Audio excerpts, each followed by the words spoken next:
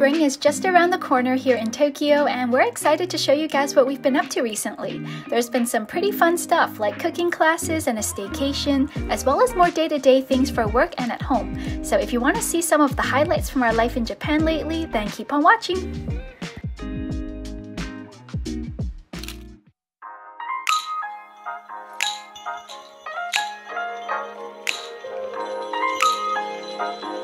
As we come out of the winter, now just feels like the perfect time to do something new. So we are trying a sushi making experience today. And it is so fun here because we get to wear happi, which is a traditional Japanese festive coat. And this cord is called a tasuki, which helps to keep our sleeves out of the way while cooking.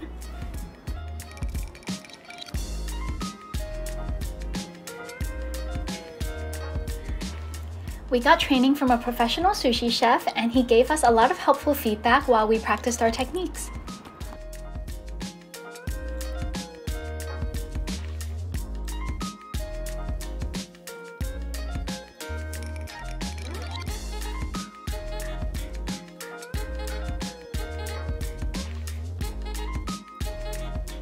They also have a photo booth where you can take pictures with your sushi, and since this place is like a block away from Tokyo Tower, they also let us wear our happi outside to take more photos.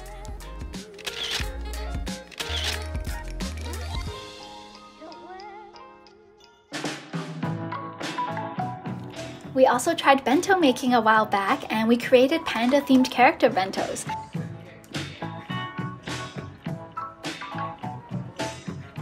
We learned a bunch of things like how to cook the perfect tamagoyaki, which is like a Japanese omelet. We also made octopus sausages and transformed different foods into edible decorations. I mean, it kind of works. That looks good. Yeah!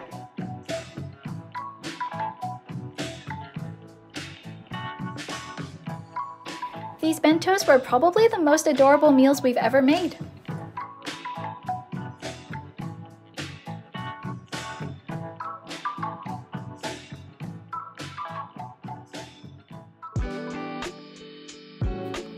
So it's a bit late, but we finally managed to get our hands on a blanket for our kotatsu table. And we want to show you guys how it's set up because it's so simple yet so genius.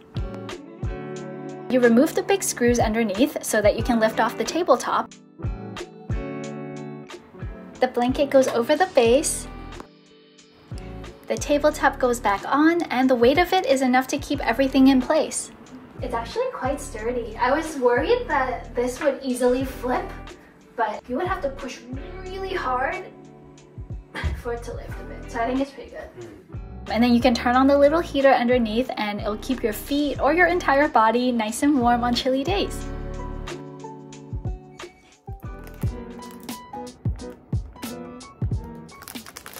And lately, about once a week, we've been doing a little afternoon tea time at home where we try new things from the konbini. And on this day, we are trying a fruit sandwich for the first time. Konbinis here introduce new items quite often, and around this time of year, you'll typically see a lot of cherry blossom themed things, like this matcha latte with sakura jelly.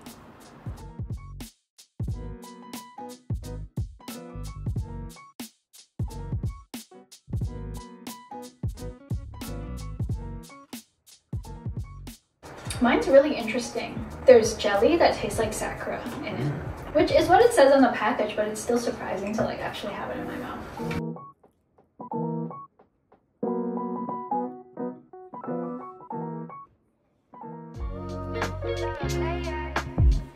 As you may know, we really enjoy going to coffee shops, and with so many cafes releasing their new seasonal drinks lately, we have been going a lot more often. And the cafe culture here in Japan is great for doing work, and it's quite helpful on days when we find it hard to focus at home.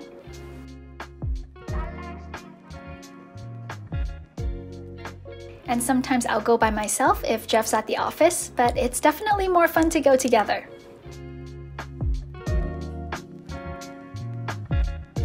And one of the great things about going to cafes together is that we can try 2 drinks at a time.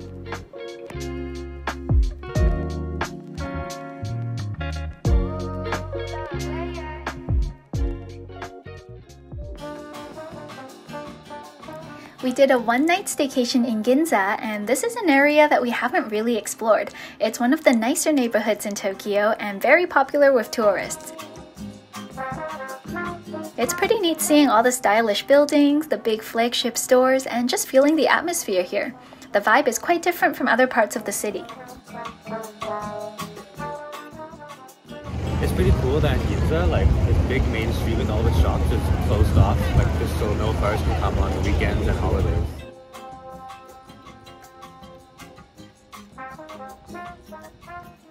We noticed that the Uniqlo flagship store here has a cafe on the top floor, so we popped by to check it out.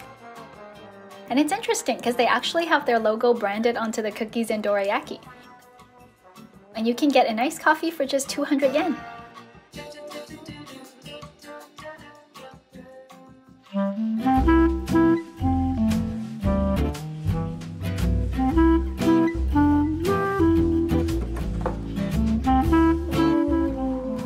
Oh, these windows. We love when hotels here in Japan give us matching pajama sets. It's just so fun. Whoa, look at this balcony! So probably the coolest things about this room are that you can see Tokyo Tower from here. Plus the floor-to-ceiling windows are just awesome with all this sunlight coming through. And being in this room just makes us feel really happy. And I also wanted to take this moment to give a shout out to Teddy Blake because they sent me this gorgeous bag. It's awesome how everything I need for a one-night trip fits in here perfectly. I've been using this purse for my laptop, for going out, and now even as a travel bag. And I like that I can keep the flap folded in or buckled up for a different look. Their bags are made in Italy using premium Italian leather. Also, they release new collections every month, so feel free to check out their website for the latest styles.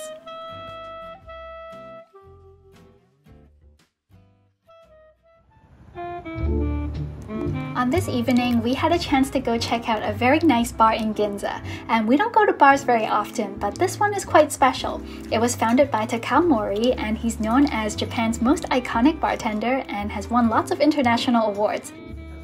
The vibe here is very sophisticated, and all the bartenders are very skilled and welcoming.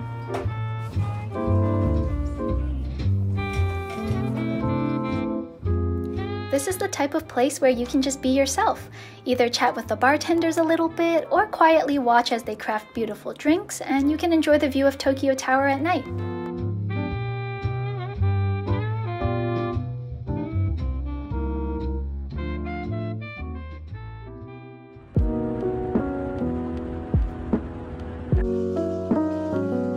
Back in our room, we relaxed with a nice bath, and the hotel provided complimentary bath salts, which was a very nice touch.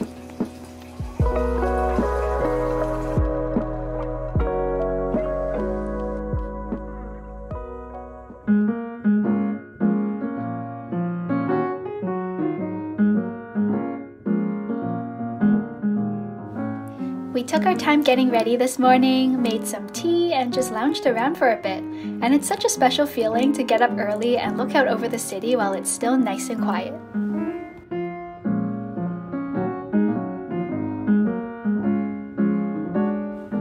This hotel has a pretty unique breakfast buffet where there's a bunch of little individual dishes and you can add it to your wooden tray. It's a neat concept, and actually you can make reservations to eat here even if you aren't a hotel guest. Sweet potato with sweet potato like sauce. One of Jeff's favorite foods is yam. Yeah. And since we had a bit of time before we had to check out, I made myself some coffee back in the room, and then we just hung out here until it was time to go.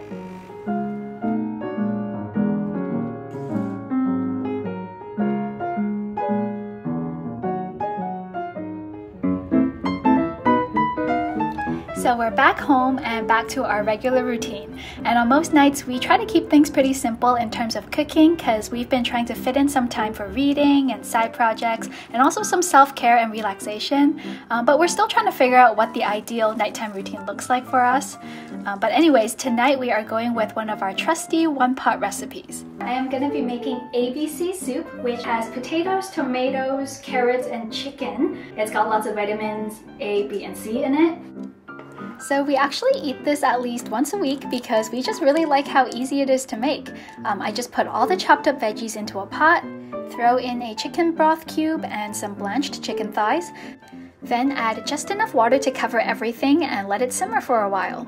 Oh, and this is actually a Chinese recipe, but tonight I experimented with adding Japanese barley during the last 30 minutes. And I don't know if you can tell just from looking at it, but it turned out really well and adds a great texture to the meal. So those were some snippets of our life from the last couple of weeks, and we hope you liked it.